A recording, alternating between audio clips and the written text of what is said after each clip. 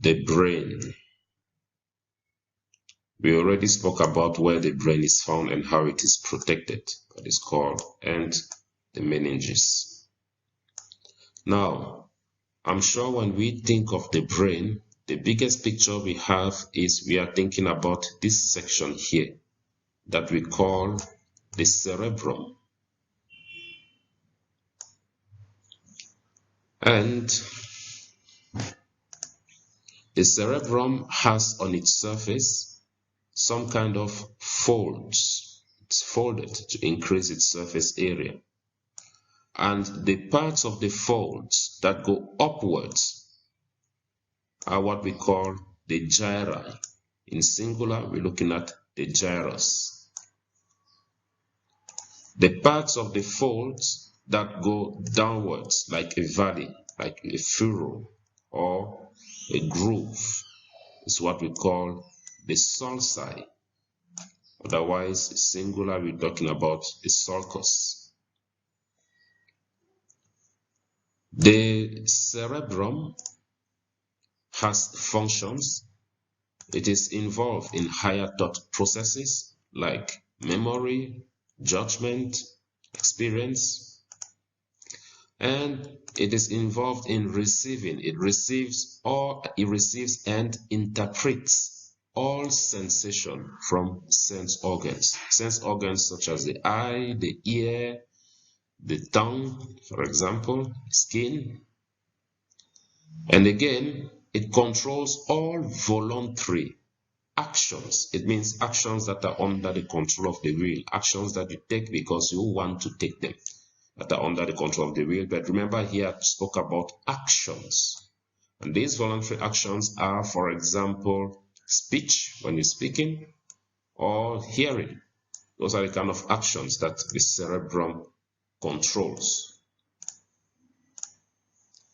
Now, again, we could identify a corpus callosum. The cerebrum has two separate hemispheres. This is a side view of the brain. If we were having a frontal view, we'll see it in the next slide. We'll see two cerebral hemispheres which are connected by a band of nerve fibers that we call the corpus callosum. I'll talk about this more in the next slide. Within the cerebrum, again, we have ventricles, which are actually cavities, holes, openings found inside the cerebrum. There are 4 of them. We'll talk about them at the later section as well. And we can identify here as well a hypothalamus. A hypothalamus which is involved in temperature control, involved in the states of wake and sleep, involved in balancing the amount of water in the body, or involved in the state of hunger and thirst, and as well as emotions. We'll talk about the hypothalamus again when we're dealing with the endocrine system. Then we have below the hypothalamus, we have the pituitary gland, also called the hypophysis, or commonly called the master gland, whose functions are very much controlled by the hypothalamus. We will also talk about the pituitary gland when we're dealing with the human endocrine system. And we have the cerebellum. I will talk about the cerebellum later. We also have the medulla oblongata. Talk about that later. And we have the spinal cord. We'll also talk about it in detail later. So, the medulla oblongata and the spinal cord fall into the place we call the brainstem.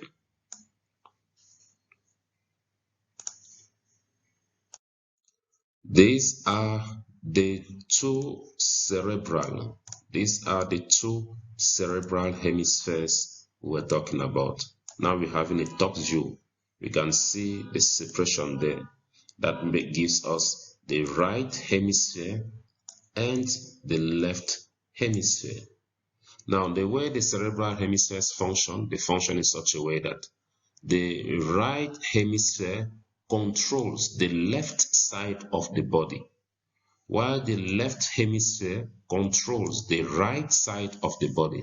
It means if I'm moving, taking my right hand up, for example, or if I'm to get sensations, if I put my right hand on a cold surface, those feelings, that sensation will be directed to the left hemisphere.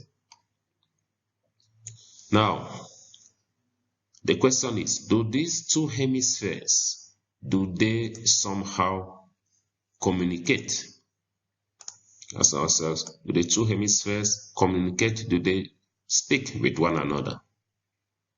The answer is yes, they do communicate, thanks to the corpus callosum, which is that band of nerve fibers. So the function of the corpus callosum, we still have it here.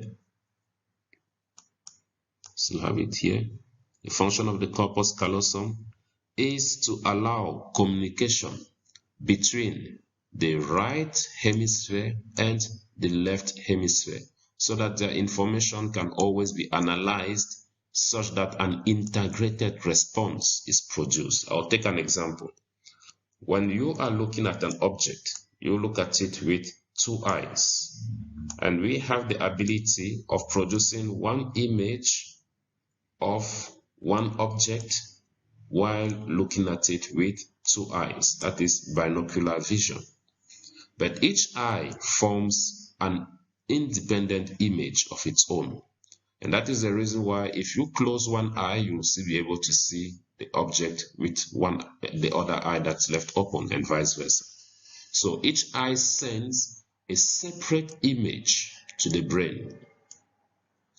But when the images reach the brain, thanks to the presence of the corpus callosum, the image is communicated between both sides of the cerebral hemispheres, such that it is analyzed, the similarities are matched, the similarities between the images are matched, and the differences are added, because there's some things that the left eye sees probably on this extent, this section here, that the right eye would not see, but the right eye would see this part here that the left eye will not see. So these are the differences. The differences are then added together after the similarities have been matched, so that only one and only one integrated image of the object is formed. Somehow this communication sometimes is being disrupted by substances like alcohol. That is why we will at one point get double vision, because at that time the communication fails and we are seeing images of the two eyes, images produced by the two eyes. So that's the function of the corpus callosum. Please, again, don't confuse this with the corpus luteum. It's very easy to say corpus luteum at this point because we're used to that other structure. Now, I said earlier, within the cerebrum, we have ventricles, or we have cavities. There are 4 of them. This is 1, 2, 3, and we have the 4th one there. 4 ventricles. If we look at these ventricles, they all at one point, they all merge up, including the 4th one here. They all merge up and go downwards into the spinal cord, where they form the central canal that passes through the spinal cord. Now, within these ventricles, we will have also a liquid flowing through it. We'll have a liquid flowing within the ventricle, filling up those cavities, such that it even flows right through the spinal cord as well, where we have the central canal. This liquid is also cerebrospinal fluid that we already found in the subarachnoid cavity that was below the arachnoid and between the arachnoid and the pia mater. Okay, in the other slide, I talked about dura mater, that was D, arachnoid, that was A, and pia mater, that was P. It will give you DAP. It means the moment I think of DAP, then I know I can talk about the three meninges in order. DAP, dura, arachnoid, pia. So the ventricles have cerebrospinal fluid within them that flows and right through the spinal cord. That's what they usually extract when they're doing a lumbar puncture, when they insert a huge syringe at around the lumbar vertebrae of your spinal cord. Then they pull it out to analyze the state of the cerebrospinal fluid if there are any pathogens present in it. Okay. Now, around the ventricles, these are the ventricles, but if you check, when the ventricles form, around the ventricles, we have two types of shades. We will have what we call white matter here, produces those two types of shades, white matter, and we will have also what we call gray matter. So we have white matter and gray matter. What I would like you to notice here is that, and please keep this in mind, is that white matter in the cerebrum, white matter is found on the inside when we compare its own same position with gray matter.